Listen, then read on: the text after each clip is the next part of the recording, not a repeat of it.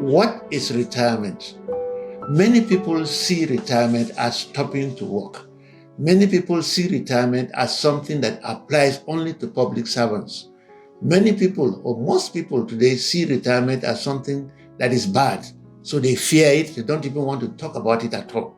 But I want to let you know that retirement is a part of life, it's a necessity, and it's something that applies to all people, whether you work in a public service or even if you work for yourself. It's something that you must go through, like death. It comes to everybody. The time to retire will come to everybody. So retirement can simply be defined as the end of a phase in a person's life. And it's best described as a transition, because life has a duration, but it happens in phases.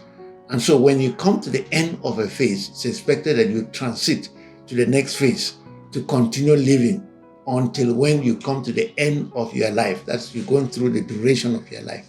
So retirement can simply be defined as the transition that a person must make when he comes to the end of a phase in life to move to a new phase.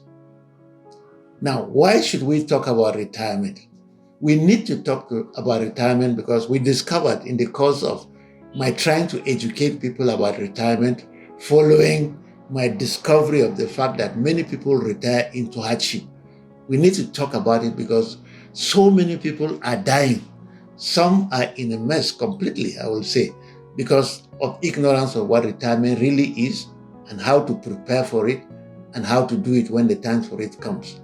And I think I need to also talk about when should a person retire, because one of the things we discovered is that it has been, for public servants, they said when you arrive 60 years or when you have put in 35 years. I may want to surprise you that really, retirement is not about 60 years or 35 years of service. It is the end of a phase. And because we all have different lengths of life, that's our durations are different. In the same way, the end of a phase of life for people is different.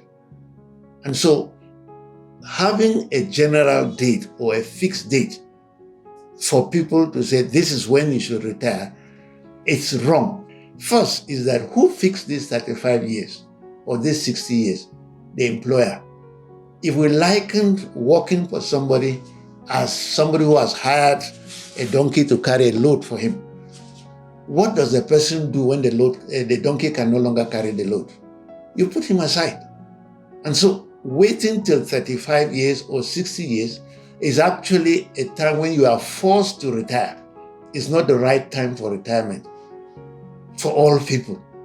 So the best time to retire is when you arrive at the end of a phase.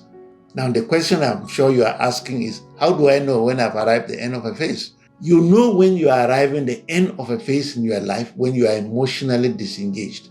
That is, you arrive at a time when you wake up in the morning and say, oh my God, this work again.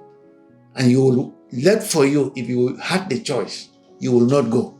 But because of salary, because of perhaps some engagement or some other things, commitments that you have to the employer, you have to go. And so you go and go and go, even though you are emotionally disengaged. You no longer want to go to that place to work, but you are going, as I said, because of salary. And then when you have put in 35 years, you're already old. Secondly, you don't want to even do any work anymore because you've literally been disengaged from the place of work. You've been disengaged from work as a whole for quite some time. So retirement is when you arrive at the end of a phase. And you know that when you are emotionally disengaged from the place of work. Thank you for listening. In the next episode, I'm going to be speaking about why people retire into hardship.